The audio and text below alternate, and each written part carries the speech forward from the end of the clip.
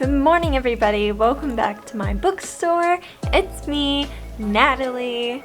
I know I'm looking a little bit different. I had my 22nd birthday, so I dyed my hair and got a tattoo, as you can see. But I'm back with another book, and let me just tell you, it's pretty good. It's pretty good. So we've talked a lot about murder mystery on this channel. I love my young adult murder mystery books. But this one is not a murder mystery, it's just a mystery. It's still young adult though. Just gotta have my young adult fiction. So let's get the book out already. This book is by my favorite author, Jennifer Lynn Barnes, and it is The Inheritance Games. You may have heard about this book. It's kind of all over Book Talk, or maybe I'm late to the party. I don't have TikTok, but I hear it's all over Book Talk. Now this is a really good book for those of you who like things like Knives Out or Glass Onion, because it gives like the exact same kind of vibe. Anyway, we'll be doing our normal thing with this book review. We'll do the description, and the non-spoilers, then the spoilers, and we'll get it all done and it'll all be great.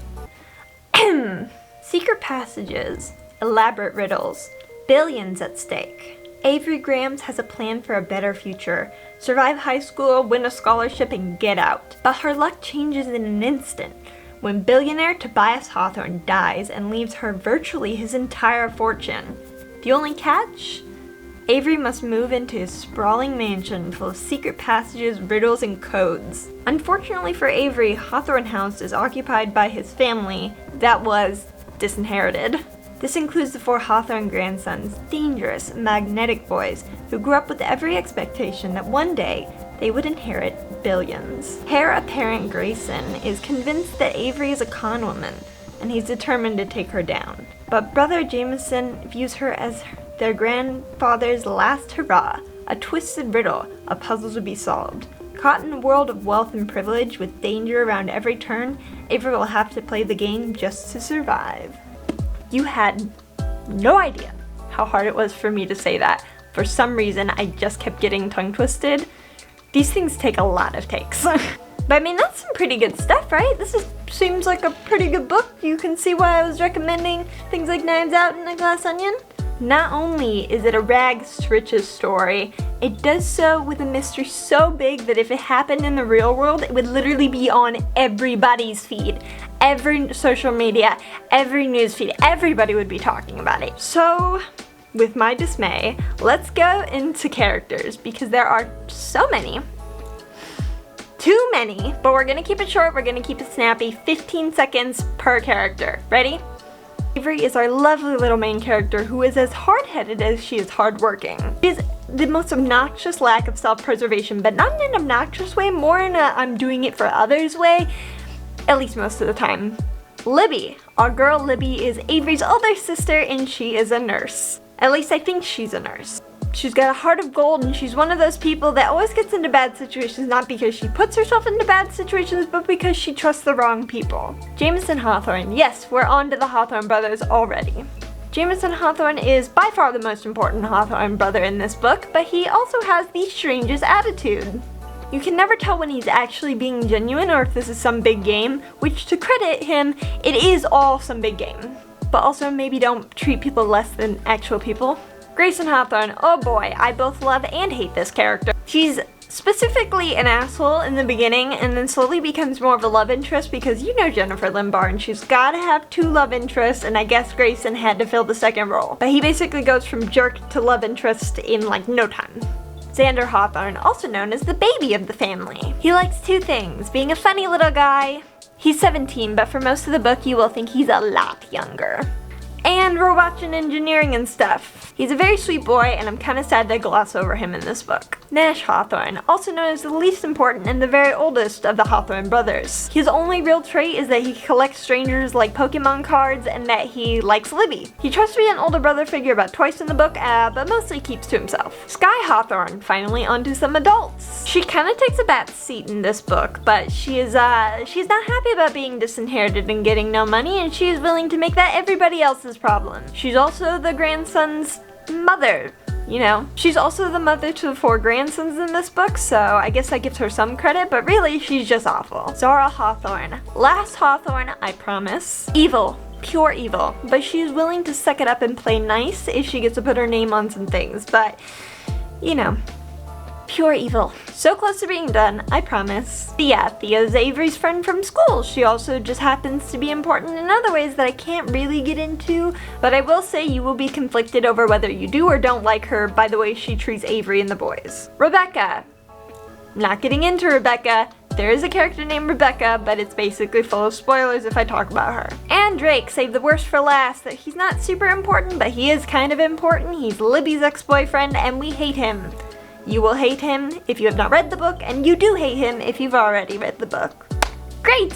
That was so stressful, but we made it! You have no idea how many takes I'm having to do in this video because for some reason my mouth cannot form words! Now that you know the characters, and by the characters I mean the important characters because there are a lot of small characters that you don't really need to know, but these are the big characters, kinda. The ones towards the end aren't huge, but you need to know them. Now this is a great book, and I have a feeling that it's going to be a great series, and I'm super excited to do a full series review when I've finished it. I'm currently on book 2, but I'm not talking about book 2. This is about book 1. There is an audiobook of the full series as well as book 1 on YouTube, and I will link it below as long as it's not taken down. That is how I get these books done, by the way, is I just look up audiobooks on Spotify or Audible or YouTube until I get them all done. I would highly recommend this to people who like young adult fiction, mystery books, movies like Knives Out or Glass Onion, and pretty much any kind of like rags to riches or mystery book where you like puzzles. That's the big thing with Jennifer Lynn Barnes, is she's great at mystery puzzle books.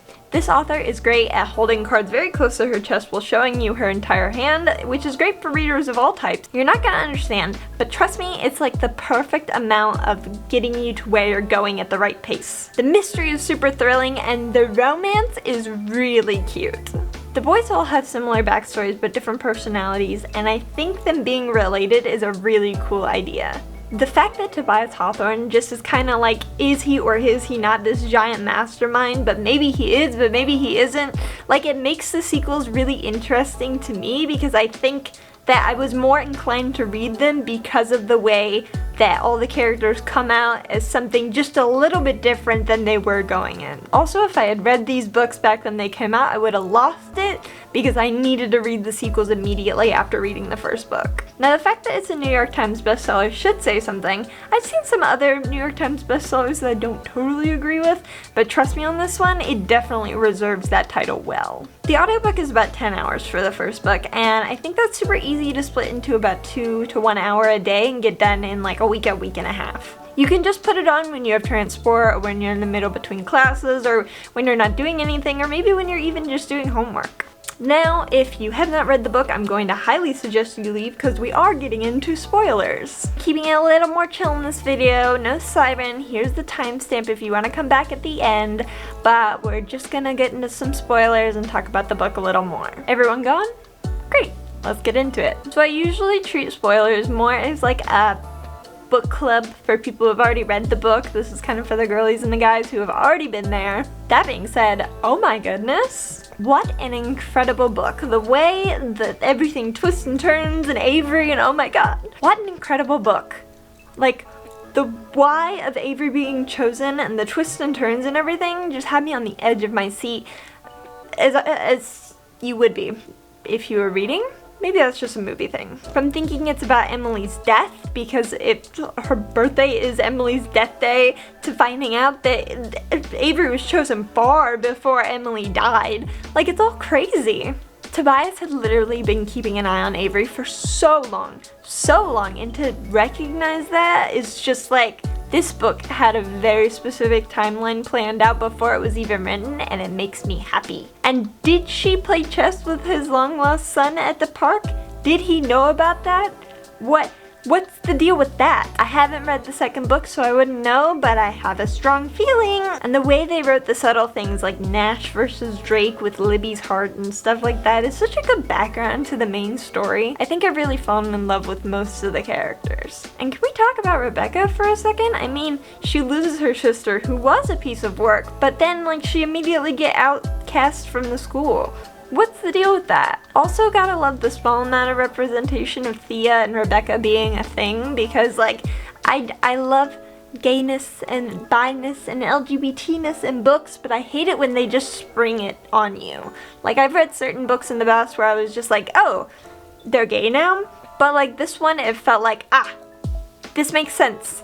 It's a good twist. It's on characters like this. If the whole point of the book was about being gay, then that would also be fine, but like, I think it was just the right amount of inclusion for a book like this. There's so many more things I want to say and so many things I want to look into with the sequels, but that'll all be saved for my big book review on the whole series. I don't know if I'm doing 3 books or 4, but I guess I'll find out. Anyway, Fangirl Hours / spoilers is over. There is no author information here because I went over all the author information in the Naturals book review. If you are interested in it, you can always wait for my big review of the Inheritance Games of the Naturals. I will go over all of her information again in those. Anyway guys, that is the end of this book review. I hope you all enjoyed. I will see you next week for a movie review about a movie that just came out. No spoilers. But yeah guys, if you enjoyed this video, make sure to like and subscribe. It helps a lot, and I will see you all in the next video. Goodbye!